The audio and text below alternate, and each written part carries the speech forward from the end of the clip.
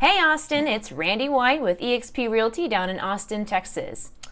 You know, have you ever just really hoped that somebody would sit down and tell you all about land code? Because that's what I'm going to do today with my video, is talk about the new draft of the land code revisions that came out for the city of Austin, Texas.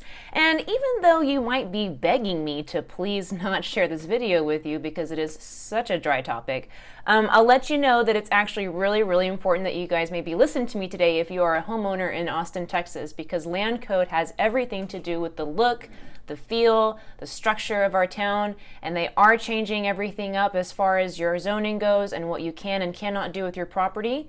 So, does that pique your interest yet? Let's get started. So we're going to talk about three different things. The first thing that we're going to go over is Imagine Austin, which is sort of like the overall plan that the city of Austin has that they started back in 2012 for answering to the population growth that we were experiencing at the time.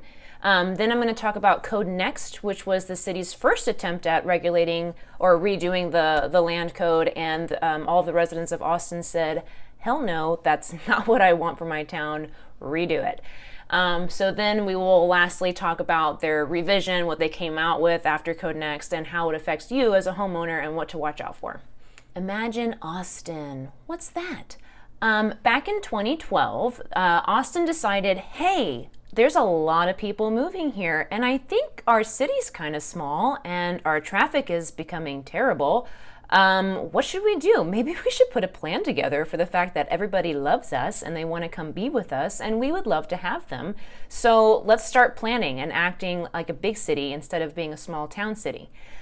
So what I'm going to read to you is the actual description that you can find on the City of Austin website of what they want Imagine Austin to do for them. On June 15, 2012, Imagine Austin, the city's comprehensive plan through 2040, was adopted unanimously by the Austin City Council. The plan was created with input from thousands of Austinites and established a community vision of a city of complete communities where all Austinites have access to the amenities, transportation, services, and opportunities that fulfill their material, social, and economic needs. These communities support all ages, identities, and cultures while preserving our unique community spirit.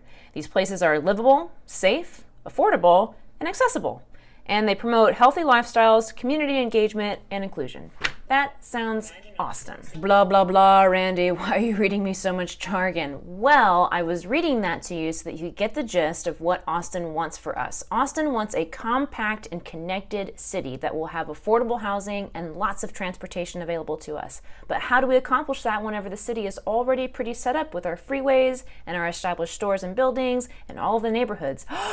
Through land code. So that brings us to having to talk about what land code means to the city and why changing it is so detrimental at this point. So maybe you don't nerd out about real estate law as much as I do, so let's talk about land code for a minute.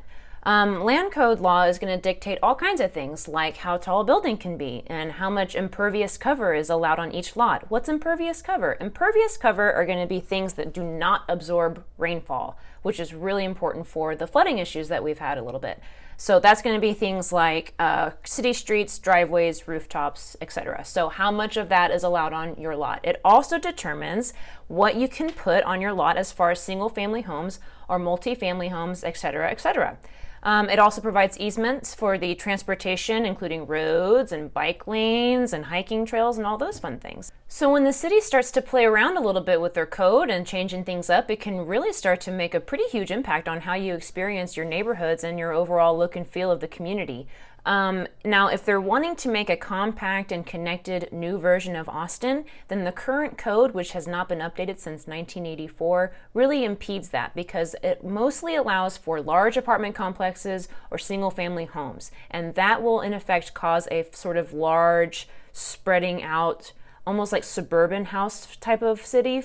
And so what we're trying to do is create more density by putting duplexes and triplexes and fourplexes onto these lots versus just one single family home. All right, so Imagine Austin. That plan is super exciting. How are we going to go about it? Well, 4 years later, January 2017, the city released CodeNEXT. And Mayor Steve Adler came out and he announced on a podium, "This is the document that describes how we look as a city, how we function as a city, and how we build as a city." And it was 1,100 pages long, and Austin hated it. So obviously the entire city didn't hate it, but there was definitely an obvious divide between residents of these neighborhoods that were going to experience the most change. I mean, some of these people have been living here for 40, 50 years, and now you're talking about putting an apartment complex next to my house, or saying that I'm not allowed to tear my house down and replace it with a bigger single family home. It's my property. I can do what I want. And then on the opposing side was all of the people that were involved in CodeNEXT and involved in rewriting this code, and they were involved in the very large $8 million budget of rewriting this code, and they are ready for the change. They are ready for transportation to kick off. They are ready for a higher walkability around the city and for more density and affordable housing. So these two powers that are very correct in their own right were butting heads. It was an issue, and Mayor Adler said, "I call it quits. It's not working. Put CodeNEXT back into the box. We'll pull it back out, and we'll try again in a few years." Fast forward to 2019, and here we are. A new draft is released. I know you're excited. So this is what the city of Austin felt like would be a good compromise between the two opposing forces with the original CodeNEXT, and here is what they have come up with.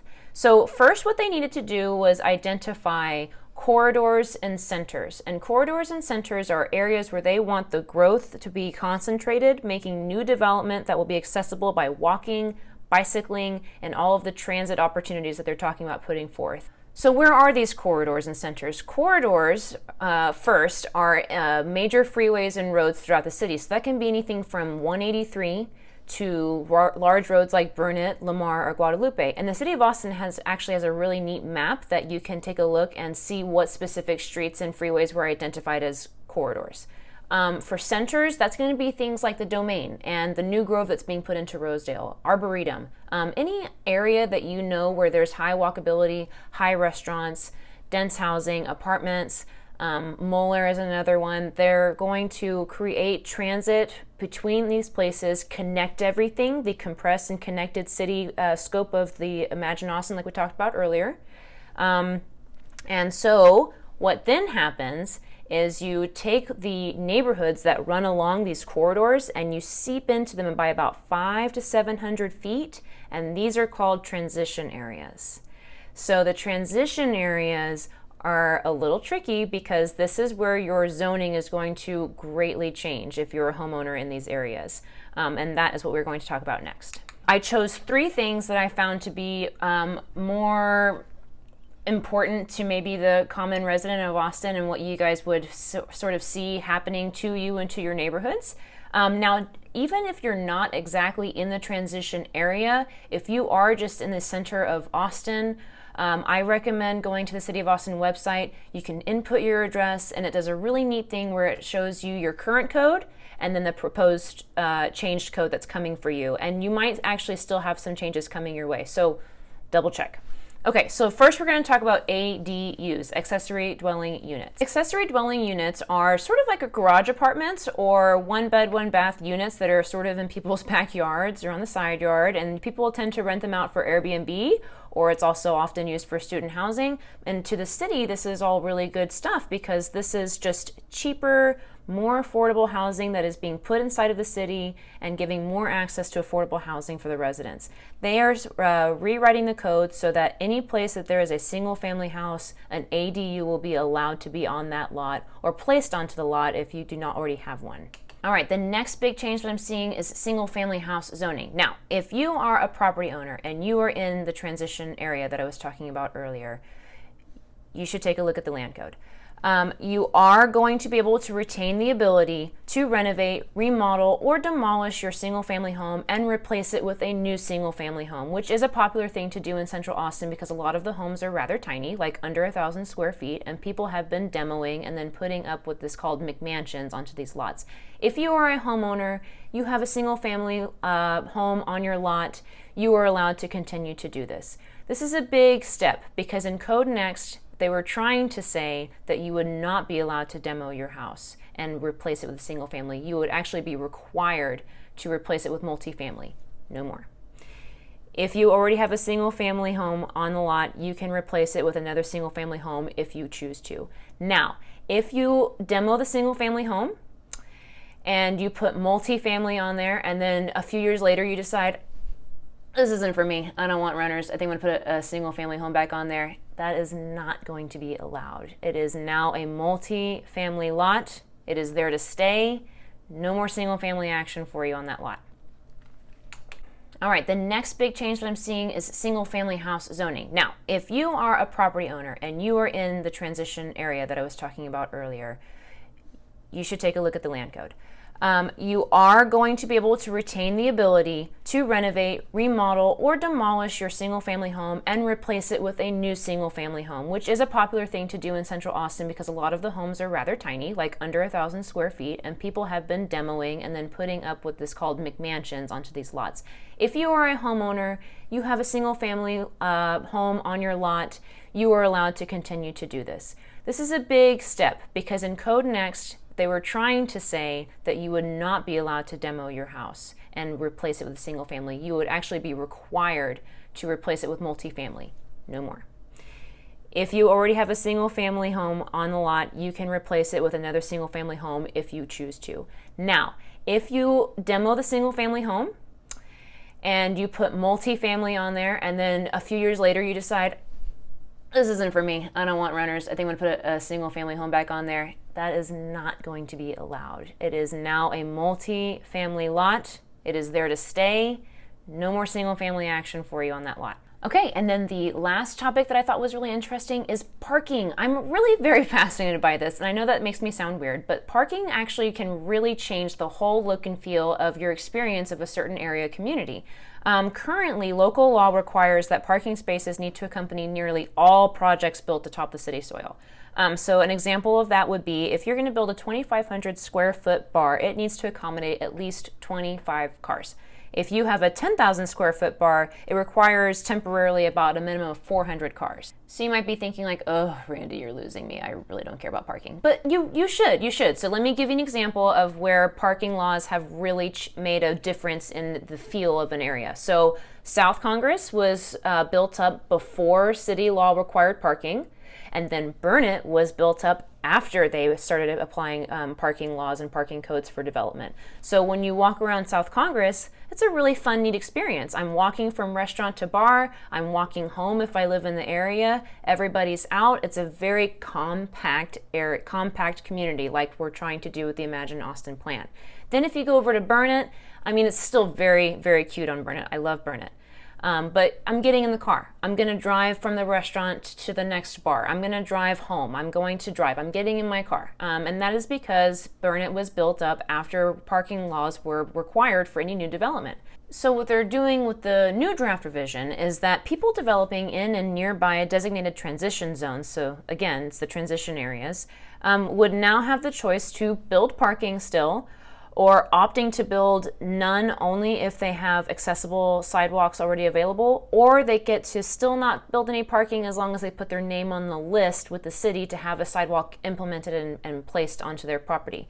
Sidewalks are a big deal because that was actually a very common complaint from the neighborhoods again with CodeNEXT was, hey, you know, I would of course love to have more walkability in my neighborhood, and yes, I would like for parking lots not be dominating my entire street, but you don't have any sidewalks for me to walk on, so you're going to fill up the neighborhood streets with parking, and then me and my family are going to be forced to walk in the middle of the road because there's no sidewalks for us to stay safe on. And that's a very, very valid concern. So I'm excited to hear that the city wants to put more sidewalks in. I'm excited to hear that we're going to maybe have a little bit less space dominated by just parking. And I would like the experience of Burnett to be a little bit more walkable. So I thought the parking was a pretty neat addition to the land revision. Okay guys, there you have it. I hope you found land code just as exciting as I found it to be, or if not, hopefully I was able to deliver some pretty dry information over to you and you were able to stand the 5 minutes that it took to listen to me, and now you are more informed as a homeowner and a little bit more ready for what's coming in November. Now, if you don't like anything that I brought up, you can go to the next public hearing that they are letting you guys speak up and say what you don't like and what you'd want changed, and that is going to be held on October October 26th. So that's it for me today, guys. Again, I'm Randy White. I'm a realtor in Austin, Texas with eXp Realty. I'm really excited to be doing these videos for you guys on current events of Austin, local community events, and also buying and selling housing tips. If you liked what I provided today, then please subscribe to my channel. I have a new video coming out every Tuesday. They're always going to range in different topics, and I hope to see you again next week. Thanks a lot. Bye-bye.